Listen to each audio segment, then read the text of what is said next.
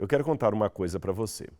O meu maior medo quando nós lançávamos as primeiras aulas do Novo Testamento era que os alunos achassem as classes, as aulas profundas demais e tivessem dificuldade para compreender os assuntos teológicos tão complexos. Mas, para a honra e glória de Deus, qual foi a minha surpresa quando entrei na plataforma e me deparei com os seguintes comentários. Aliás, deixe-me ler alguns para você que eu tenho aqui no meu celular. Preste atenção nesse aqui. É um comentário de Arlete. Sinto-me privilegiada pela oportunidade de aprender através desse curso sobre Deus que nunca imaginei. Obrigada, professor Rodrigo, pela oportunidade. Olha mais esse aqui. A Jeane comentou, sempre aprendo com o curso A Bíblia Comentada. Parabéns em especial ao Dr. Rodrigo e a toda a sua equipe, que são nota 10. Glória a Deus por isso. São muitos os comentários, mas eu acho que já deu para você perceber que os alunos não só entenderam o conteúdo, como estão aproveitando a plataforma ao máximo. E você? Você também pode participar dessa experiência. Então clique no link abaixo e acesse o nosso site. Faça isso agora mesmo. Eu tenho uma imensidão de informação bíblica para compartilhar com você. Vamos como era o texto original. Então, só para ver se eu entendi. Quando você fala que... Duas coisas, né? Primeiro, o surgimento da Igreja Católica, ele é o marco é a crucificação de Pedro de cabeça para baixo. Essa é a primeira dúvida que eu tenho. E a segunda eu esqueci, vou lembrar. Você falou do Constantino, da Bíblia, você tinha perguntado aquela hora da Bíblia, mas respondi ao ponto lá? Do Pedro, de Pedro. Tá. Foi crucificado de cabeça para baixo. Você quer perguntar talvez do primado de Pedro, não, se ele foi o primeiro Papa? Não. Não, né? Tá. Era outra coisa. Historicamente falando, o primeiro Papa seria, acho que é Lino. Porque o nome Papa não era usado antes. Era só um... Mas a igreja vai apontar Pedro como o primeiro Papa. Mas nós temos uma lacuna aí muito grande. E mais uma prova que não mexeu no texto, porque em nenhum momento fala que Pedro é o primeiro Papa. A história de Pedro crucificado de cabeça para baixo, ela procede, embora não esteja no Novo Testamento. Por quê? A gente tem um critério na patrística, que é quando você pega os documentos mais antigos dos pais da igreja, eles são divididos em partes. Você tem os pais apologetas, você tinha os pais apostólicos, os pais apologetas, depois os pais tardios. E os pais apostólicos eram chamados aqueles pais ou padres da igreja. Se quiser Só te interrompendo, só para ver senão eu vou esquecer de novo.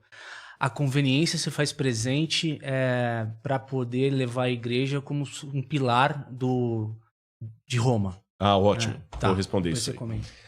Então, falando primeiro da historicidade, depois eu vou falar da conveniência. A igreja ela tem esses pais apostólicos que eles tinham acesso a informações que nós não temos, como, por exemplo, o meu mestrado, que foi lá com os jesuítas que eu falei, eu estudei o tratado Adversus Héreses de Santo Irineu de Lyon. E nesse tratado eu descobri que Santo Irineu foi discípulo de Policarpo, que por sua vez foi discípulo do apóstolo João. Então ele tinha um acesso ao apóstolo João muito, muito forte ali, né? É como se, por exemplo, eu tenho um grande amigo jornalista, o Paulo Figueiredo. Vocês conhecem, está lá nos Estados Unidos, coitado, com uma série de problemas. O Paulo Figueiredo, ele conviveu com o avô dele, João Batista Figueiredo. Ele conheceu o avô de criança e tudo. Então, de repente, eu posso, através do Paulo, descobrir algumas coisas sobre o João Batista Figueiredo, presidente, que não estão nos livros clássicos que contam a biografia dele. Porque ele foi alguém que conheceu. E, de repente, eu posso falar, você sabe que o João Figueiredo, ele tinha isso, ele tinha essa mania. Sério, cara, eu não Gostava sabia. de cavalos. Eu gostava de cavalo, qualquer coisa parecida assim. Por que não? Porque eu conheço alguém que conviveu com ele. Então, como o Irineu conheceu o Policarpo, que conheceu Papias, que conheceu o João, ele tinha um acesso muito mais próximo a coisas de João que nós não temos. Então, por exemplo, por fontes como essa que eu exemplifiquei, nós sabemos que Paulo morreu decapitado, que a Bíblia não fala como Paulo morreu. Nós sabemos que João não morreu na ilha de Patmos. Depois que ele escreveu o Apocalipse, ele sai da ilha de Patmos e volta para Éfeso e morre em Éfeso. E a gente sabe que Pedro morre crucificado de cabeça para baixo. Aí já fica um pouco mais difícil, como é um evento assim, próximo à fonte apostólica, mais tardio, é do 2º, 3º século em diante, ver todos os detalhes. Esse fragmento das Acta Martíria, que nós temos, que conta de Pedro, fala que quando ele foi para Roma, que ele estava pregando em Roma. E parece que o Evangelho de Marcos realmente foi escrito em Roma. Porque Papias, que estava lá atrás, fala que Pedro ditava o Evangelho e Marcos escrevia, em Roma. E que Marcos ajudava Pedro. E que Pedro, um dia, ele ficou apavorado que a igreja ia ser perseguida em Roma, na época de Nero, e Pedro fugiu de Roma. Eles queriam tirar Pedro de Roma, porque sabia que ele ia ser o primeiro a morrer. E quando ele estava saindo de Roma, ele escutou uma voz que dizia Quo vadis, que em latim significa onde é que você vai? Quo vadis. E ele lembrou da época que ele negou Jesus. Aí ele, envergonhado, deu meia volta e falou, não, se a minha igreja está ficando, eu não vou abandonar a minha igreja, vou ficar aqui. E ele acabou sendo martirizado. Uma questão de fé também, De né? fé. E ele pediu para ser crucificado de cabeça para baixo porque ele não se sentia digno de morrer como Jesus. Morrer como Jesus. Então a historicidade disso é muito plausível. A chance... Veja que eu estou usando bem uma linguagem acadêmica. A plausibilidade, a chance é muito grande de Pedro ter sido morto em Roma, crucificado de cabeça para baixo. Isso para responder a questão do Pedro. Agora, a segunda pergunta sua, né? Você usou uma palavra que eu estou tentando lembrar. Conveniência. A conveniência, essa mesmo. A conveniência da igreja. Isso aqui eu tenho que responder também com muito tato para não ofender a fé de ninguém. Mesmo porque não é que você agora isentão, medroso, não. Você tem que falar a verdade, mas com amor e respeito pelo outro que pensa diferente de você. Mesmo porque eu tenho tantas memórias boas do catolicismo e de pessoas católicas, sabe? Se eu, por diferença teológica, colocar no inferno os católicos, o que eu faço com Madre Teresa de Calcutá? O que eu faço com a Irmã Dulce? Perfeito. Se eu entrar no céu e não encontrar a Irmã Dulce ali, eu vou ficar na dúvida se eu entrei no lugar certo. Sim, Você tá entendendo? É um São Francisco de Assis, uma Frei coisa Galvão, assim, Frei Galvão, gente maravilhosa. E sem contar os santos não canonizados, não beatificados, que eu conheci em vida. Você entendeu? Eu, como adventista, eu não como carne de porco. Só um episódio rápido, eu vou entrar na sua pergunta, só para ilustrar. Isso aqui eu acho que é importante o pessoal adventista saber como disso. kosher, assim? Kosher. Não chega a ser kosher igual o judeu, porque eu não tenho aquela preocupação, por exemplo, do leite sangue na carne. Mas a gente, por exemplo, eu não como carne de porco, eu não como frutos do mar. Mas eu não tenho aquele problema assim, por exemplo, a faca que cortou o queijo não pode... Sim. Você entendeu? Se for um hambúrguer, não tem problema ter o queijo junto com... Né? E também a modificação é diferente, porque o kosher do judeu é uma questão puramente cerimonial. A dieta alimentar do adventista é uma questão de saúde. O meu corpo é o templo do Espírito Santo, então não envolve só o que eu não como. A prática, se Deus me deu esse corpo, eu vou preservar dele. Então nós evitamos alguns vícios, a gente evita a moderação, por exemplo, busca o exercício físico, a luz solar, beber mais água e menos refrigerante, esse tipo de coisa assim. Perfeito. E algumas coisas a gente não usa mesmo, né? Por exemplo, eu sou abstêmio, eu não bebo bebida alcoólica.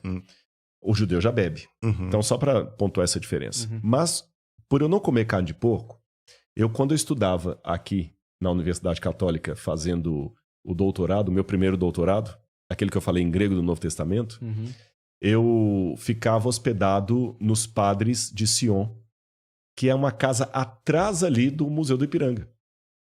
Sabe? Nossa, eu tenho um carinho muito grande. Os irmãos de Sion, se algum deles ouvir isso aqui, sabe? O Padre Hilário, que era o superior da ordem, tinha vários dele lá, o Padre Vander, sabe?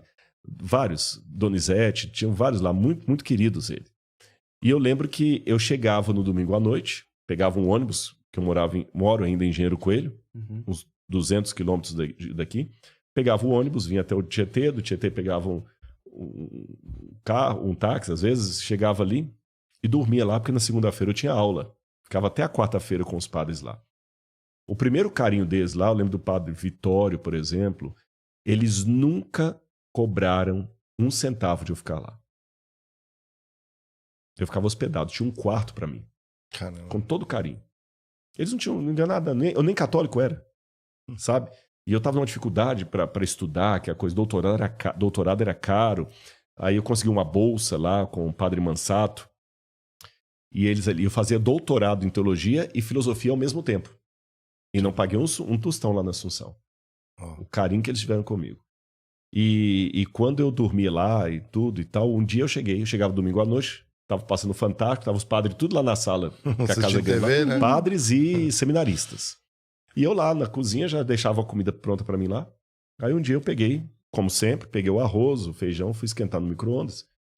Quando eu tava esquentando lá, o padre chega. Rodrigo, me perdoa, tirou o prato da minha mão. Eu falei, eu tomei um susto, me perdoe, pedindo perdão e pedindo desculpa e tudo mais. Eu vou fritar um omelete pra você e o arroz tá limpinho e tudo. Eu falei, o que foi? Ele falou, não, desculpa, nós esquecemos que você vinha hoje e a empregada colocou toicinho no feijão. E eu esqueci que você vinha e esqueci de te avisar. Me perdoe. E a preocupação daquele padre em respeitar a minha fé, com medo de eu já ter dado uma garfada e comido o feijão com toicinho, foi um respeito tão grande que até hoje eu me emociono lembrando disso.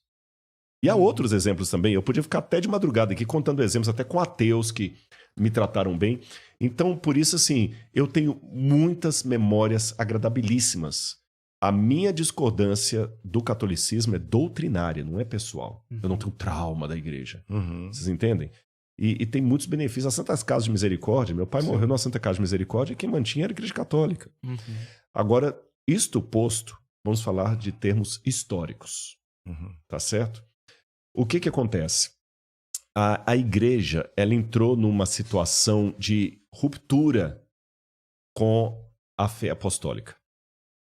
E isso foi previsto pelos apóstolos, porque Paulo falou que haveria de vir uma grande apostasia e seria revelado o homem da iniquidade, o filho da perdição. E o que apostasia é uma palavra grega, significa ruptura mesmo, separação, divórcio, quebra de aliança. Aí profecias. Profecia. Né? Quando o Constantino assume o poder, lembra que eu falei que o Diocleciano tinha saído? O Diocleciano foi o único imperador de Roma que aposentou, que não morreu no poder. Ele foi esperto. E ele viu que Roma já estava... Olha, a queda de Roma Ocidental se deu em 476 d.C. O Diocleciano, em 303, já estava vendo que Roma ia cair na mão dos bárbaros mais de um século antes.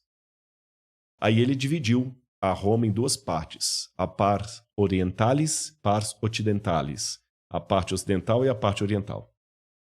Uma com a capital em Milão, a outra capital em Roma. Na parte oriental ele colocou 2 administradores, um com o título de César, outro de Augusto. A mesma coisa ele fez aqui embaixo. Depois que ela estava bonitinha assim, ele aposentou. E ele foi um implacável perseguidor dos cristãos. Só que de acordo com o testemunho de Tertuliano, nessa época de grande perseguição, o sangue dos cristãos era como semente. Quanto mais você matava, mais florescia. E os cristãos não tinham medo. Você tem relatos assim, Policarpo morreu cantando. E quando Policarpo morreu cantando, diz que as pessoas... porque os discípulos dele pediram assim, quando você for colocado na estaca para ser queimado, dá um gesto pra gente se você sente dor ou não, porque todo mundo tinha medo que ia ser o próximo, quando fosse descoberto. Ele simplesmente morreu cantando. E diz que deu um cheiro de pão assando. Coisa mais linda. Triste, mas lindo. Você tem a história de Perpétua e Felícitas, que morreram no norte da África, tomadas por feras. E outros mais que eu podia mencionar aqui. Os cristãos tinham uma fé, um fervor. As catacumbas de Roma. Vocês já foram a Roma? Já. Visitaram as catacumbas de... Que é um pouco antes do Coliseu, né? Exatamente. Não, são posteriores ao Coliseu. O Coliseu, na verdade, ele começa a ser construído na época de Nero. E ele vai ser terminado na época de Domiciano. O espaço. O espaço, sim. Depois do Coliseu, sim, exatamente. Fica lá uma delas, a de São Calixto e a Santa Domitília, se não me engano, fica lá perto da Via Ápia. Isso. É interessante, vou pegar as catacumbas, que interessante. Nessa época, Flávia Domitila construiu aqueles corredores para os cristãos serem sepultados ali. E nas lápides você vê a fé deles. A palavra pati, eirene, que é a tradução grega e latina de paz, é a palavra que mais repete. Morreu nas calendas de tal por amor de Jesus. Era uma letra feia, eram pessoas provincianas sem muita cultura, mas aquela fé. E muito simplórias as lápides. Bom, o Constantino, quando ele assume o poder, ele já tinha 3 dificuldades. A primeira delas, ele venceu Maxêncio, mas é igual disputa do governo, né? Às vezes o governo tem uma ideia, mas o Senado tem outra, a Câmara dos Deputados tem outra, tem que fazer as alianças. Não era fácil reunificar Roma, que o Diocleciano tinha separado. E Constantino ficava mais lá perto de Milão. Ele ficava mais no... De Roma? Não, desculpa. Aliás, eu falei bobagem. Milão e lá em cima era Bizâncio. Que ele pega e muda a cidade de Bizâncio para Constantinopla. Eu confundi aqui, perdão, fazendo a correção da história aqui. Aí Constantino fica administrando de Constantinopla. Estava longe daqui, ele tinha que organizar tudo isso. Ele tinha os judeus que eram uma pedra no sapato. Ou seja, não é só Hitler que quis acabar com os judeus, não. Vários outros quiseram acabar nos judeus. Os judeus sempre foram um grupo pequeno, mas que ameaçava. Constantino também queria acabar com os judeus. E os cristãos também eram uma ameaça, porque muitas mulheres esposas de políticos tinham se convertido ao cristianismo. E ele não podia detonar com o cristianismo, porque podia ter uma rebelião. Os escravos eram cristãos, e se houvesse tipo Espartacus. Mas ele também não podia favorecer os cristãos, senão o paganismo tirava do poder. O mitraísmo era a religião mor, adoração ao sol. Então, com a sua esperteza, o Constantino fez o seguinte. Ele pediu um tempo para o Senado e falou, eu vou trazer os cristãos para nós. Mas como? Nada os convence a abandonar o Deus deles. Nada. A gente mata, queima, crucifica. Eles continuam. Deixa comigo. Aí ele fez essa encenação da suposta conversão dele e contou 2 versões. Para os cristãos, ele dizia que Cristo apareceu para ele no sol. In hoc signo vintis. Cristo apareceu no sol. E que Cristo era o sol. Para os pagãos, ele fala que foi Mitras que apareceu, o Deus Sol. Ambos ficaram felizes e ele fez uma simbiose entre Cristo e Mitras. Tanto é que lá em Roma, perto do Coliseu, tem o Arco de Constantino. Quando você entra no Coliseu, ele tinha aqueles caras que ficam de roupa de romano, tirando foto. Tem o Arco de Constantino. Não é o de Tito que fica lá no Fórum Romano, não, de Constantino. Você vai ver que a inscrição dele, ele fala que a divindade mostrou a vitória dele. Mas não fala o nome da divindade em momento nenhum. Você entendeu? Porque é igual o Boccaccio, né? Matar o rei não é pecado. Matar o rei não é pecado. Depende de quem tá, né? Se eu tá falando com o inimigo do rei, não, matar o rei não é pecado. Matar o rei não é pecado. Aí ele pegava e jogava nas 2 frentes. E aí ele convenceu os pagãos a não perseguirem mais os cristãos. Começou a pagar salário para os clérigos, transformou as basílicas, que era uma coisa pagã, em igreja. Aí que as igrejas começaram a funcionar com as basílicas, com a forma de catedral, começou a dar dinheiro. Aí com Constantino a igreja consegue prestígio. Ele financia o sínodo de Niceia, o concílio, na verdade, não era sínodo, o sínodo é regional, o concílio é mundial. Financia, começa ali. Aí ele ganha o poder. Depois veio Clovis. O Clovis, em 508 de nossa era, 506 e 508, o Clovis era rei dos francos, que entrega para a igreja o exército dele. Então a igreja que tinha prestígio agora tem um exército. Quando os bárbaros, antes disso, em 476, destroem Roma, a única instituição do tempo romano que continua de pé é a igreja, porque muitos bárbaros tinham se convertido a Jesus pelos missionários arianos que tinham ido para lá. A igreja vai pegando força. Ela já tinha prestígio, foi a única instituição romana que sobreviveu ao ataque dos bárbaros, agora ela consegue um exército com Clovis. Quando chega em 538 de nossa era, vem Justiniano, marido de Teodora, e ele entrega para a igreja o poder de fato. Tanto é que lá na Águia Sofia, lá em Istambul, você tem lá o mosaico lá com Maria no meio, ladeada por Constantino de um lado e Justiniano do outro. Cada um entregando uma casinha para ela. Entregando o poder de Roma. Aí o Papa, a partir de 538, se torna o soberano da Europa. Essa hegemonia só vai ser perdida em 1798, quando Napoleão Bonaparte manda o general Berthier prender o Papa. Aí o Papa morre em exílio, E antes disso você tinha algumas brigas que eu pulei aqui. Tinha um papa em Avignon, na França, tinha outro em Roma, aquela briga dois papas. Dois papas, igual o filme agora, né? Dois papas.